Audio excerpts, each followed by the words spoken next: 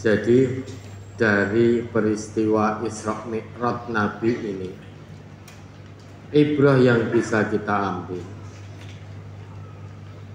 yang terpenting kita jaga sholat 5 waktu kita, karena turunnya perintah sholat itu di Isra Mi'raj ini.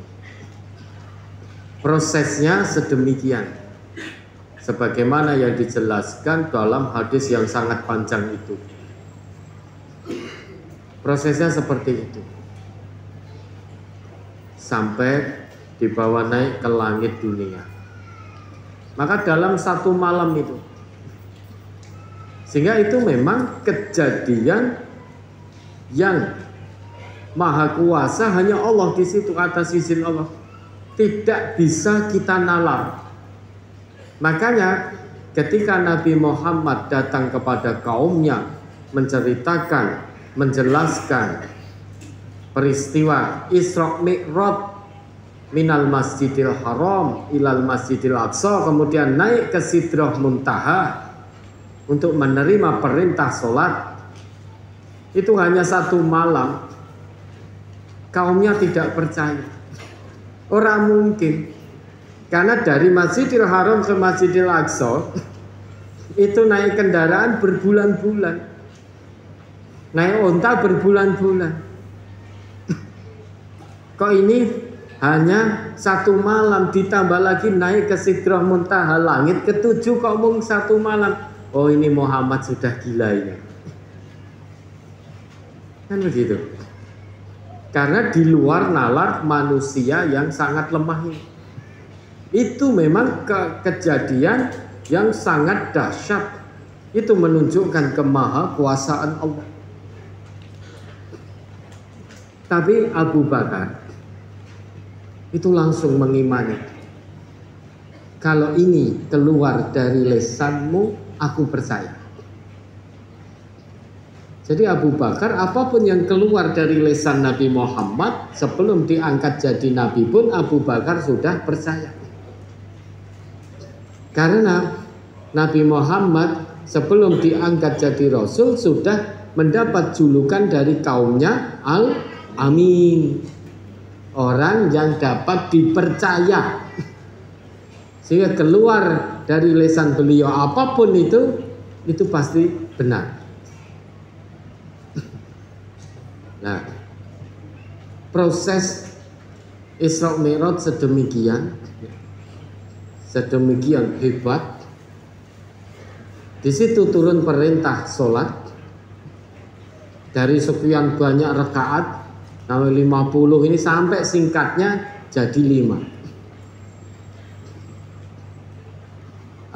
waktu. Yang 5 waktu ini mari kita jaga betul. Kenapa? Andai kata dalam sehari betul-betul Nabi tidak naik lagi untuk memohon kemurahan kepada Allah, niscaya kita akan menjalankan sholat 50 waktu dalam sehari. Dan pasti tidak kuat, berat sekali dan tidak ada yang kuat. Kemudian Rasulullah naik lagi mohon kemurahan. Allah itu Ar-Rahman Ar-Rahim. Singkatnya tinggal 5 waktu. Ternyata hanya 5 waktu ini pun masih banyak orang yang merasa berat, malas mendirikan sholat. Bagaimana mungkin jika kewajiban itu 50 waktu dalam sehari? Ini hanya 5 waktu. Banyak orang yang malas mendirikan, padahal ngakunya juga Islam. Maka pelajaran yang bisa kita ambil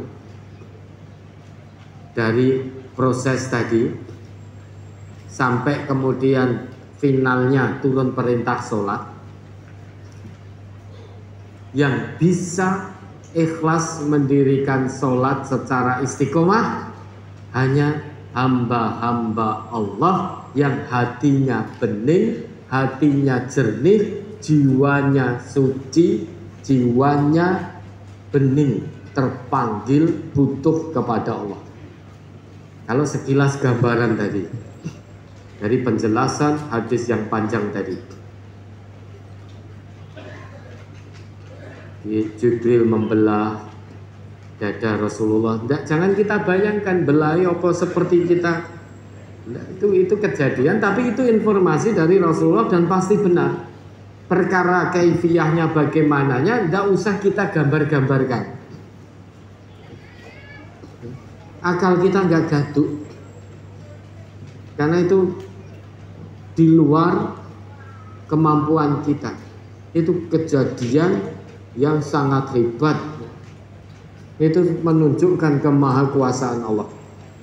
Tapi dari situ yang bisa kita ambil pelajaran, orang yang siap menerima perintah sholat dan siap mendirikan sholat secara istiqomah tanpa merasa terbebani, tanpa merasa malas, itu hanya orang-orang yang jiwanya suci, hatinya suci, merasa butuh kepada Allah, terpanggil karena Allah.